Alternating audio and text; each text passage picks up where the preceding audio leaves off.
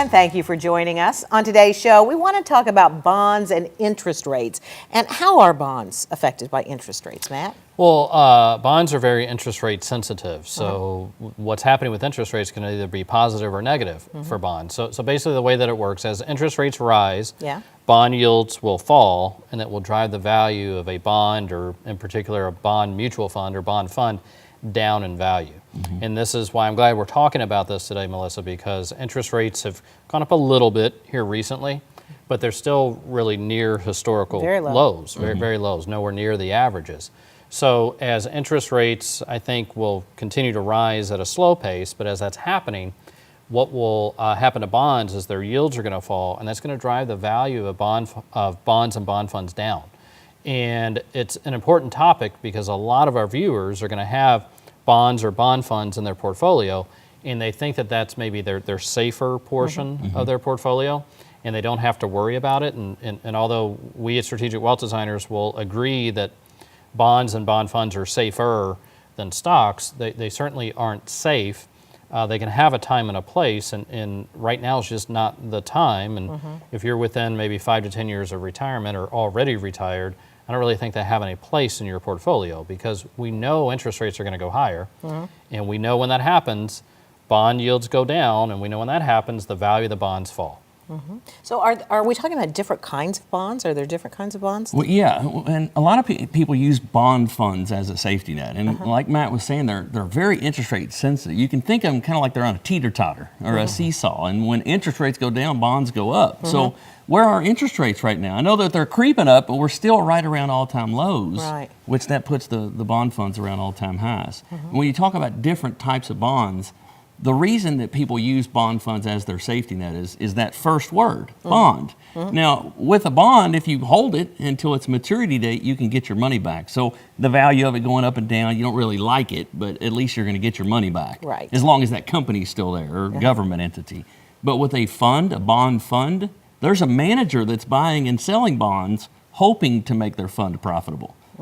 So what that means... So when I'm buying a bond, I'm not necessarily buying a municipal bond. I'm not buying to build a bridge or something for the city. Or that's not always that kind of bond. No, that wouldn't always be the case. There are municipal bonds that you can go after to do that. But with a bond fund, there is no maturity date. So if it loses value, then you just have to sit and wait. Yeah, and there's more money in bond funds really right now than individual bonds. And most bond funds, Melissa, to your question, they don't really use municipals very much. I mean, there's some that do.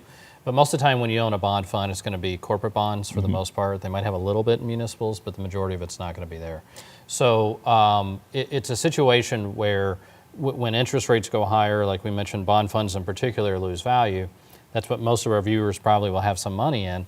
And I want everybody, if you're at home, to maybe take a note on this or write it down or listen closely. But for every 1% increase in interest rates, a bond fund is going to lose on average about 8% in value. So interest rates right now are 2 to 3%. Historically they're somewhere between 5 and 6%. So we could easily see a 2 to 3% increase in interest rates, not overnight, but over time. And if you use this ratio I just gave you, if interest rates rise 2 to 3%, that means that bond funds stand to lose on average, 15, 20, maybe as much as 25% in value. And it's an asset category that a lot of people mistakenly believe is safe. And quite frankly, a lot of financial advisors mistakenly believe is safe, because a lot of people lost money in 2008 through the financial crisis. And so what their advisors did is they said, okay, we're going to shift money. We're not going to have 80% in stocks and 20% in bonds. We're going to shift it so now you have maybe 50% in stocks and 50% in bonds. And so there's a lot of people that mistakenly believe, well, half of my portfolio is protected, when in this environment that we're in right now with rising interest rates, really none of it is protected. 100% of the portfolio is exposed to significant risk, and there's basically nowhere to hide the money when we're in one of these environments. What if you have someone that's 60 years old? What would you do in this case? They're 60 years old, they have a 401k, they're still working, maybe 2 or 3 more years, but they're using bond funds as their safety net. I mean, would you recommend anything different there? Well, if they're still working, obviously we talk here on the show about possibly doing an in-service distribution or an in-service rollover to see if maybe they can roll the money out of that 401k and into something where we can maybe use some things that would be truly diversified and a little safer than bonds. Yeah. And we're talking about what's going on in the market right now. Say you do have quite a bit in bonds, or you have very little in bonds. Well, what should you be doing? What getting advice, I know, but moving what around? What would you advise? Well, I for one don't think anybody should have any money invested in bond funds at all right now. We know interest rates are going to go higher. The bond markets are very volatile right now. There's a lot of what's called turnover within the bond funds.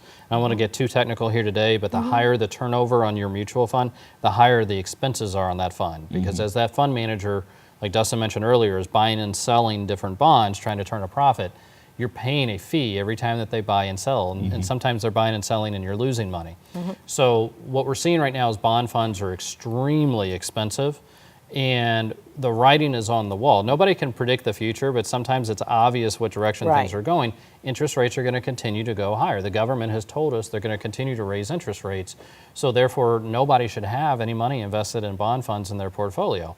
If they have that, that's a clear indication to advisors like Dustin and myself and everybody else at our firm that whoever the individual is working with currently, they're kind of asleep at the wheel, or nobody's minding the store, because it's obvious what direction things are going in, therefore nobody should have bond funds in their portfolio. And can you just switch? Can I come in someday and say, okay, I want to get out of this, or is there a time period? Yeah, you certainly should be able to switch investment options that you're in, no matter what you're using, whether it's a 401k or an IRA or whatever the investment is. You're certainly not tied to a bond fund. There should be options that are out there. But it's important to be speaking with an advisor to help get the guidance to use the right tools. All right. Thank you both very much. And if you're concerned about bonds in your portfolio, you can visit swdgroup.com. Stay tuned for more Strategic Wealth with Matt Dicken right after the break.